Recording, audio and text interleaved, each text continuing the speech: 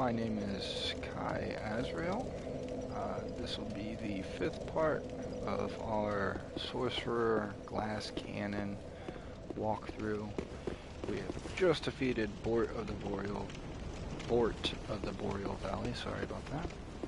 And we are getting ready to move on to the Undead Settlement. But we are going to take just a minute here and appreciate this amazing view. I see a lot of people post all over the Souls games the amazing views. Quite a few of them are awesome, but this game just drives it home.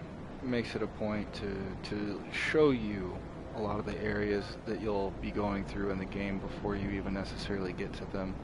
Like, that area over there is the Cathedral of the Deep. We'll be going there not too long. That area right down there in front of us, though, is the Undead Settlement. And the area there where you see the 3 fires in a triangle is actually Farron Keep. And leading right up over to it, over there in the side where you see the pine trees off in the background, that is going to be the Road of Sacrifices.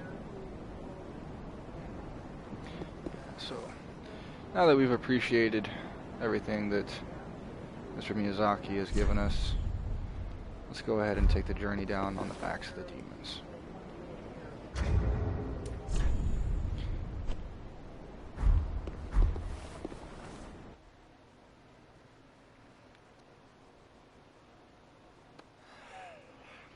And as that I've read in some of the articles online is how many kind of nostalgia bombs are in this game, and they are honestly everywhere.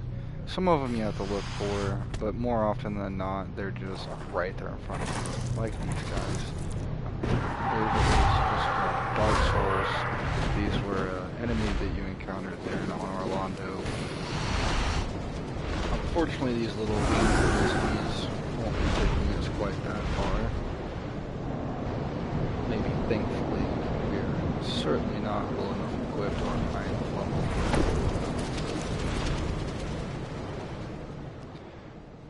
Would be a nice way to get there. So this is where you get dropped off at. Get your first bonfire right here. And there is a soul just over here as you come down.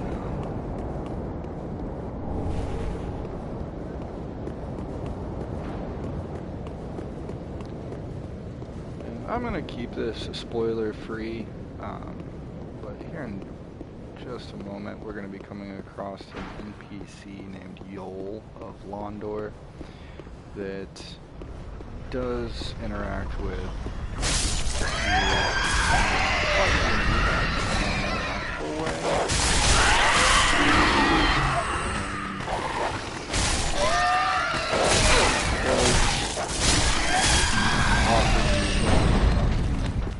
gives you the start. One of the 4 things of the game.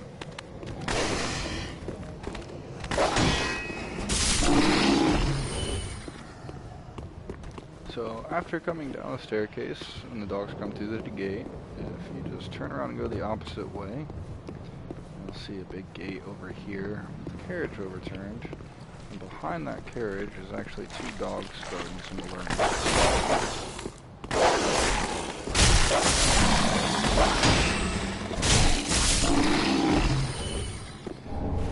For these very beasties right here that we make ourselves close quarters combat effective, they are extremely susceptible to fire, and we will be picking up some pyromancy throughout the game as well. Please, grant me death. Undo my shackles.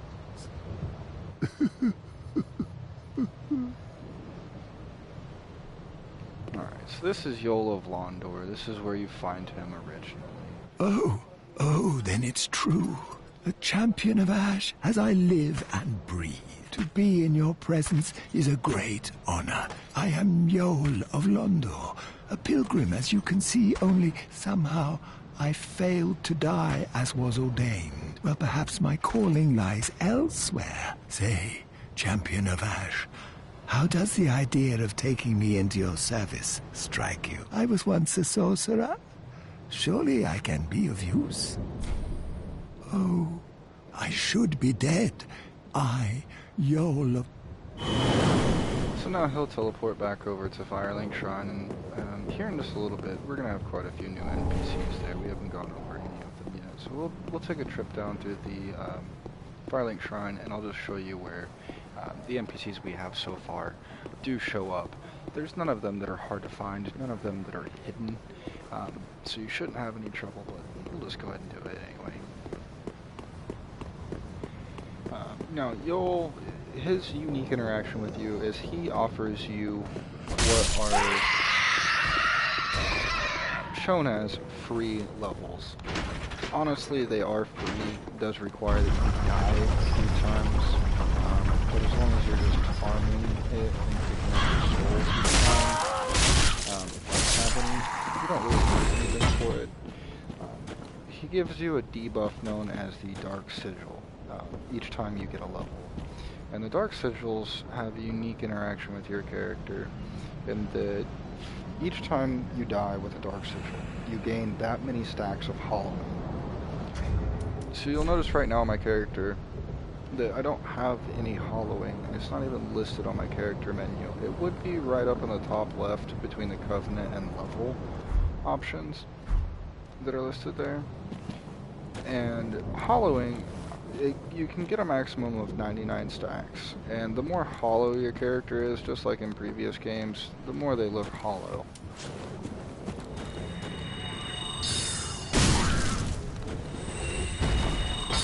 It is sheerly cosmetic though. You lose nothing by being hollow, so it is technically 5 free levels that you get. I mentioned in previous episodes a couple of times the soul of the Firekeeper being there in the tower behind the Firelink Shrine. Once you get that item, if you should choose to, you can pay the Firekeeper to remove your Dark Sigils.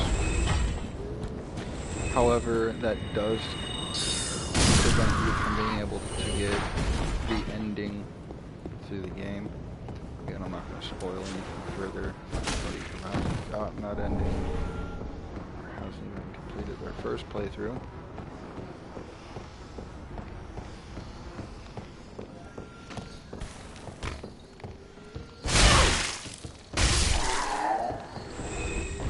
So, as you may remember, when we ran into Garrett after freeing him from his prison, he asked us to deliver to his son an old woman named Loretta who lived here in the Undead Settlement at the base of the high wall. This right here is actually Loretta. Poor Loretta. You cut down her body and it falls down below. And you can go down below and pick it up. The item that's on the corpse is actually known as Loretta's bone. Once you go back and see Garrett, you can choose to give him the bone. And it does inform him that she has died.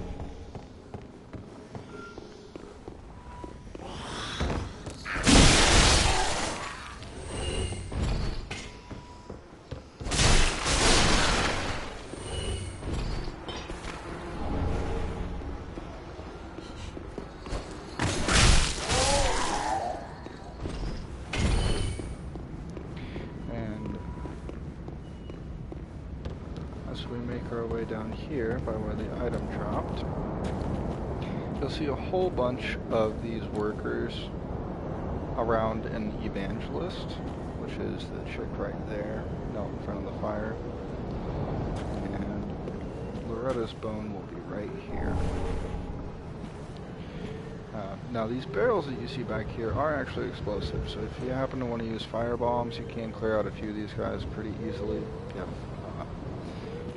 any pyromancy already, if you started as a pyromancer, you can also use that. I, however, am just going to go ahead and do what my glass cannon does. And that's what it does in one.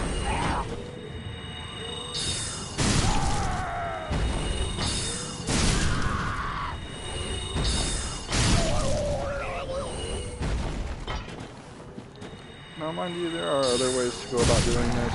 You can shoot them in the bow. It does give you the benefit. You do get to carry more arrows than you can cast spells at this point in the game.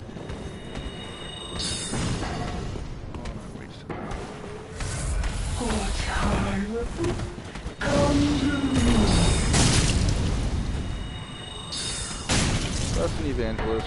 They're rather nasty enemies if you let them get up anywhere close to you. Their spiked mace there does inflict bleed damage when they hit you with it, as well as it is as big as it looks. Here, I'll show you since it dropped. It is as big as it looks, and it does hit quite hard. As you see there, it does inflict 33 bleed per attack before resistances, and so it is a pretty nasty weapon to get hit by. As well as you may have saw her start opening her book and then talking, and then she immediately started to light herself on fire. It's a very short melee attack that she'll grab you and like hug you to her chest and burn you all the while. It is rather bad, especially when you have so little HP.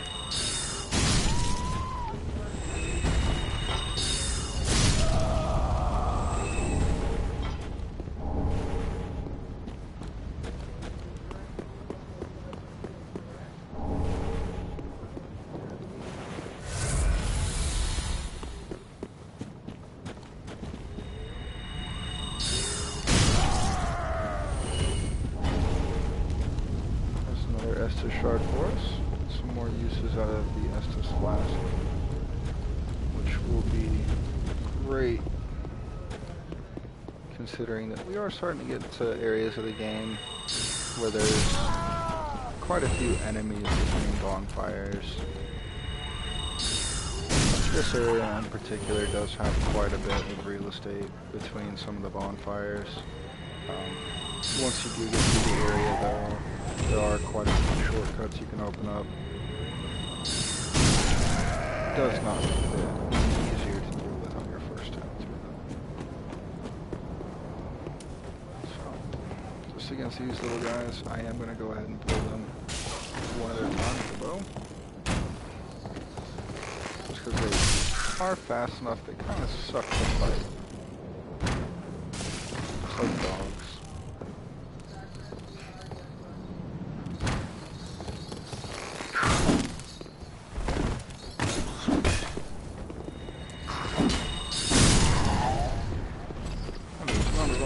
Intended to do, but I'm gonna take it. So there's nothing really here in this area. The only reason to come back this way first is because if you don't, once you come through this building, these two little guys that we just killed right here, when you're walking through unsuspecting and you don't pay attention, you'll walk right underneath this hole and they'll both drop down right behind you.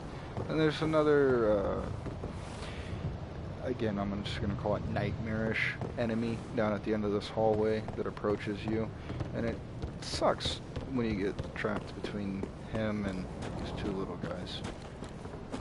It's not an impossible fight, but it's just, you make things a lot easier on yourself by coming that way first and just taking them out.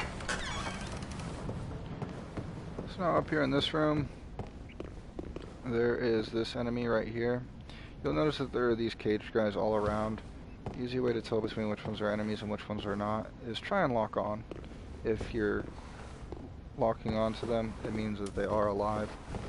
They are weak to fire damage and to piercing damage. Slashing damage is not doing it as much, and using a melee weapon does require that you get close enough that they can hit you. They don't do a whole lot of damage, they're more annoying than anything. Damage adds up. Damage is not good. So dropping down through this little hole, you get to this area. This room is just down at the base of the stairs, which I'll show you here in a second. It is where you get the Sunlight Covenant item. It does also have a pot of Estus soup in it. Estus soup does refill your health, just as if you had drank an Estus flask, but doesn't consume the flask. So here's the stairway. This is where the body was hanging with an item. I just chose to drop down through the hole to open up that and get the Covenant item. So, with a bow, using an arrow with the piercing damage, doing 79 damage per strike. Now with the broadsword, which is going to be a slashing attack, likely on 52. They are also fairly weak to fire, as I mentioned, and sorceries do good damage to them as well.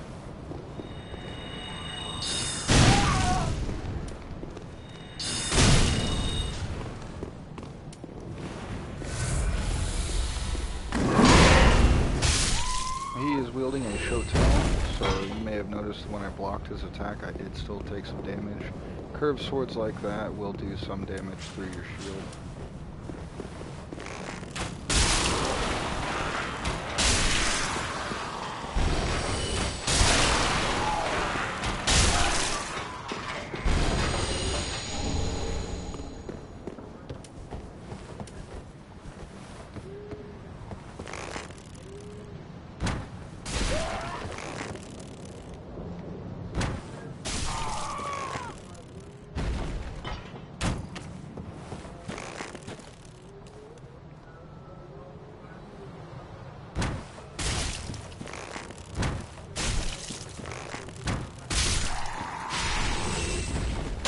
This way.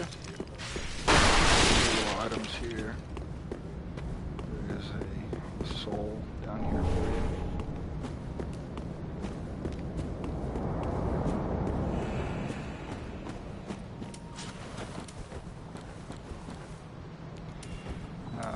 Now there is also, and the Evangelist's other attack is they gnaw at you. Does inflict 3 damage.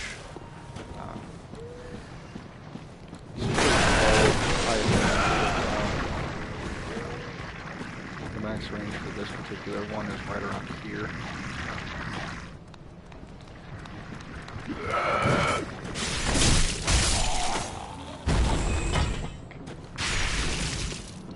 And that's a little ambush that's set up here. You need to be careful, there is one of the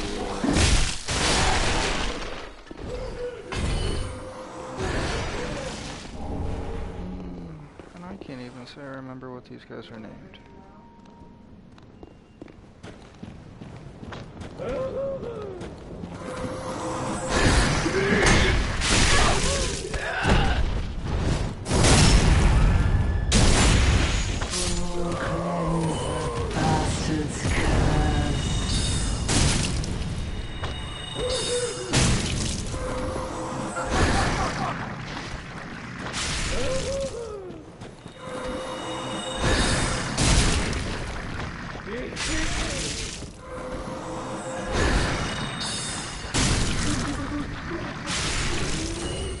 Just as with any spell you saw there, if it's terrain, it blows up on the terrain.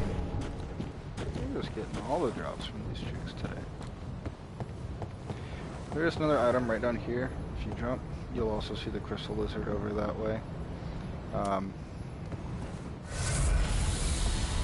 I, however, am going to drop down here to this bonfire that you see right below me.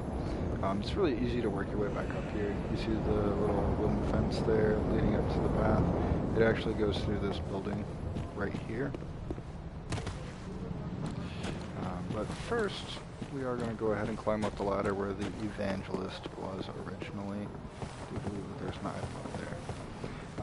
The reason why I'm going to hop down to the bonfire as opposed to walking around when it's that simple is because when you're embered, like I am from the original boss fight, still haven't died yet. When you're embered, there's an NPC invader here. It's the Mad Knight Hodrick, I believe is the NPC invader, that will invade you as you come through. So I'm just going to go ahead and hit the bonfire real quick and try and get a good rest in so that I can replenish my Ashen Estus flasks and FP before he invades us.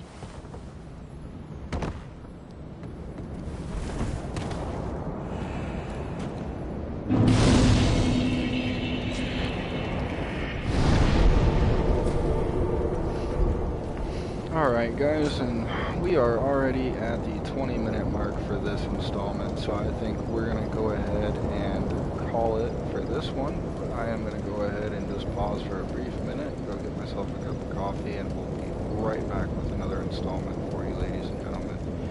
As always, thank you again for joining me on this journey. Hopefully you've learned something, gotten some use out of these videos. If you can and have the time, feel free to like me, write me a comment below. If you liked the video, be sure to hit the thumbs up button. Until then.